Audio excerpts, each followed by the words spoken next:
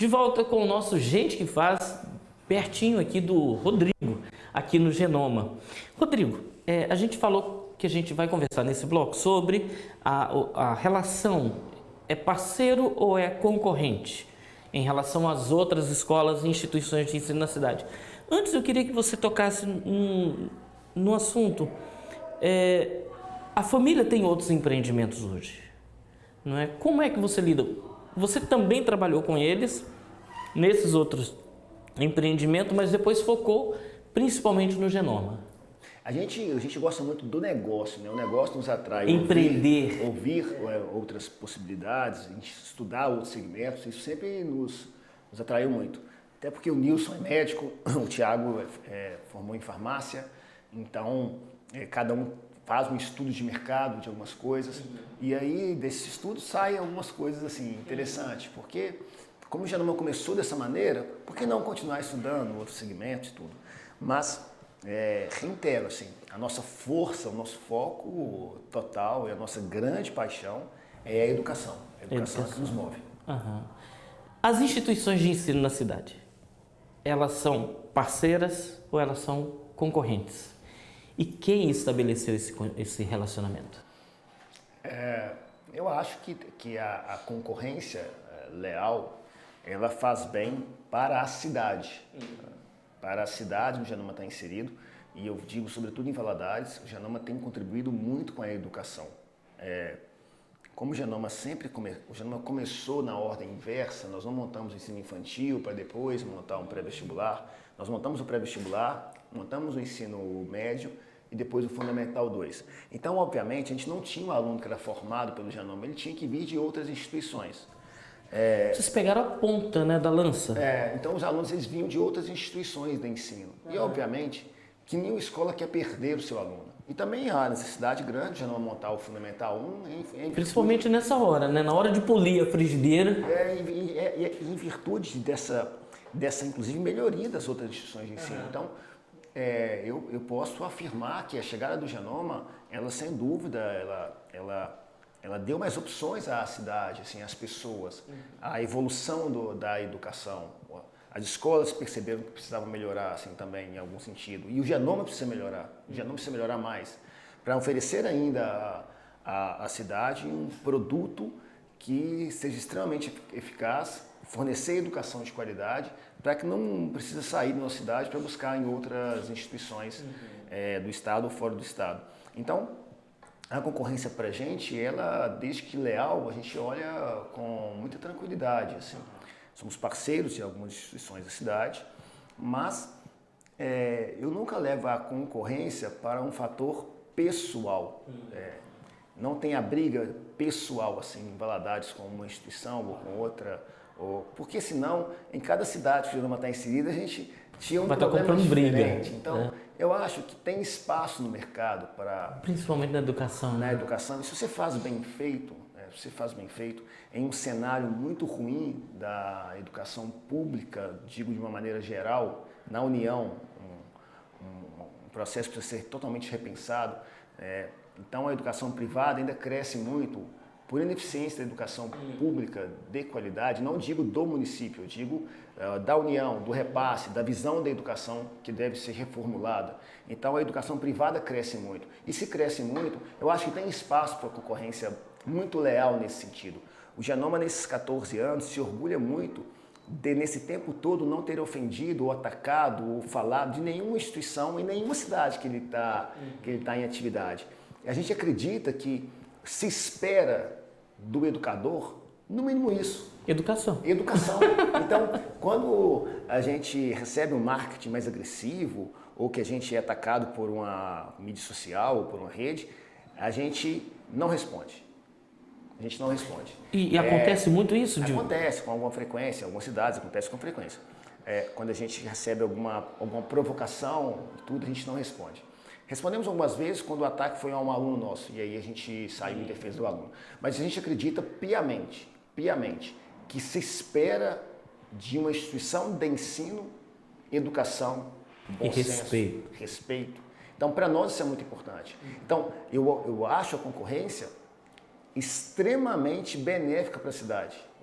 Eu acredito que a concorrência ela move todas as instituições a serem melhor do que ela está sendo, não melhor do que o concorrente. Ela precisa ser melhor do que ela está sendo. O Genoma precisa evoluir, o Genoma precisa crescer, ele precisa ser melhor do que ele foi em 2017. E em 2019 ele precisa ser melhor do que foi em 2018. Então, se você começa a olhar muito para o vizinho, você esquece de cuidar um pouco da sua casa. Então, a nossa ideia foi sempre, olha para a nossa instituição. Vamos resolver os nossos problemas que existem. Onde tem muitas pessoas, necessidades, pais, alunos, vão existir problemas que precisam ser resolvidos. E nesse cenário da escola, um dado importante, a escola é a instituição em que o pai mais confia quando fecha a porta e entrega o aluno. Não sou eu que estou dizendo, pesquisas comprovam que a escola é o ambiente de maior confiança do pai. Mais do que clube, igreja, casa do amigo, casa da tia, a escola é a instituição que onde os ele pais passa mais confiam. tempo, né? Onde ele passa mais tempo. Então, tem muita coisa para ser feita, tem muita coisa. E não dá para ficar olhando para o vizinho. Então, a concorrência para nós ela é natural. E repito, nunca foi pessoal. Porque senão, sei lá, se a pessoa fosse pessoal, né? teria um inimigo em cada cidade. Então, isso não tem o menor fundamento. Para a gente, ela precisa ser leal. Falando em lealdade, você é leal com você mesmo, né? Como empreendedor, como você divide o seu tempo hoje? E já foi difícil ter controle da agenda pessoal? Foi muito difícil, assim, não ter horário para nada, para família, para organizar atividade física, para se organizar, para se divertir, que é importante. Eu acho que os números eles são importantes, as metas são importantes, e aconteceu há uns 10 anos de Genoma, 2000, você se lembra, 2014, nós preparamos uma meta até 2024. Como é que seria o Genoma em 2024? Quais seriam as metas a serem traçadas? E nada está fugindo do escopo, do que foi traçado lá atrás. Ano após ano a gente vem cumprindo o que estava no nosso planejamento. Só que isso nos trouxe assim, um desejo muito grande de fazer as coisas acontecer e de acontecer de forma rápida. Isso foi uma coisa que a gente tinha que administrar na nossa vida para não prejudicar a vida pessoal. E é em função disso que hoje você desenvolve o CrossFit? Eu desenvolvo o CrossFit e eu acho que ele é importante. Também vou soltar aqui uma coisa em primeira mão, eu estava segurando isso para... A gente vai colocar aí o CrossFit para os nossos alunos aí em Valadares. Olha que legal! Então isso para nós é daqui a pouco, depois eu solto detalhes de lançamento disso, mas vou colocar para os nossos alunos, porque na época em que eu estava assim trabalho 18 horas por dia, 16 horas por dia, fui fazer um check-up com o meu médico, um médico de muita confiança, e aí ele falou, olha, nesse caminho aí tá complicado, você está reduzindo melhor da sua saúde, do seu sono e tudo. E aí o CrossFit foi um exercício que eu achei que o mais leve, né? Dava para extravasar, mas não é mais por manutenção de saúde do que pelo fator estético. Hoje eu até, quando vou ao boxe, o pessoal sabe que assim, o Rodrigo fica só morcegando lá, ele faz menos. Eu já faço o do tiozinho. Faço de maneira mais devagar para manter a saúde e o controle Então, hoje você consegue separar tempo para a família, tempo para você, né, e tempo para os seus empreendimentos? Consigo. Essa obra nos deu muito trabalho, né? Eu imagino. Essa obra nos deu muito trabalho, foi um grande sonho, um sonho da família, um sonho em que nós vivemos intensamente isso aqui. Então, consegui, assim, nesses 18 meses de obra, 20 meses de obra até a data de hoje, ela ainda me consome um pouquinho, mas a gente está vendo que a gente está conseguindo romper aí os desafios e, mais importante, deixando o nosso aluno feliz com a estrutura dessa que foi montada para ele. São duas palavras que me vêm à mente quando eu penso em Genoma, simplicidade e excelência. Isso reflete essa caminhada? Você me lembra, me lembra e eu recentemente estava viajando com a minha esposa e vou fazer uma propaganda aqui, não sei se pode. Pode. Uma hamburgueria chamada Madeiros e que ele se titula o melhor hambúrguer do mundo. E eu fui comer o melhor hambúrguer do mundo. E o melhor hambúrguer era pão, carne, alface, tomate e maionese. E aí eu fui questionar por que ele Era o melhor do mundo. E eu fui ler a entrevista dele lendo a entrevista, perguntaram como é que ele chegou a essa conclusão que ele tinha o melhor hambúrguer do mundo. Ele disse, foi minha mãe que falou. E aí o entrevistador riu. Mas ele disse, você não pode rir, sabe por quê? Minha mãe não mente. Então, eu tenho o melhor hambúrguer do mundo. E perguntaram para ele, mas seu hambúrguer é simples. Mas na simplicidade, se consegue fazer coisas excelentes. Então, a simplicidade é a excelência. Sim, isso é muito importante. Fazer o simples, assim, fazer o que se espera da gente. Quando se pensa que não, a gente já está fazendo o impossível. Estou citando quase que um pouquinho de São Francisco de Assis. Sim. Mas eu acho que sim, dá para fazer o simples e esse simples ser extraordinário. Eu acho que isso é o grande desafio. Uma coisa não difere, quer dizer, uma coisa não se contrapõe à outra. Você pode ser simples e excelente ao mesmo tempo. A gente estava lembrando recentemente dessa obra na época da sua construção e a gente estava pensando, poxa, mas a sala de aula ela tá muito sofisticada, ela está muito organizada, mas a gente não queria assim que isso fosse intimidar o aluno. Então, nós havíamos cortado a ideia da mesa do professor para que ele ficasse próximo ao aluno e a gente tinha um tablado de 20 centímetros como padrão para que o professor ficasse um pouco mais alto na sala. E aí, nessa sede, até o tablado nós vamos tirar. Eliminou. Porque o professor, ele já dá aula de jaleco, e mesmo que não fosse jaleco, ele já precisa ser respeitado, porque ele é uma figura inquestionável, não tem como se questionar o professor. Quando uma sociedade começa a questionar o professor, ela tem que se repensar enquanto sociedade. Então, o aluno não questiona o professor, não é um problema que a gente tem aqui. Então, tirar o tablado fez com que o professor ficasse mais próximo ao aluno. De mostrar que a educação, que o conteúdo pode ser passado tete a tete e que há um respeito muito grande entre o professor e o aluno. Tem pouco tempo para a gente terminar esse bloco e só tem mais um bloco. Eu tenho um monte de perguntas para te fazer. Como é que fica a crise educacional brasileira e os grandes investimentos que você faz em termos de pessoal, do corpo, docente?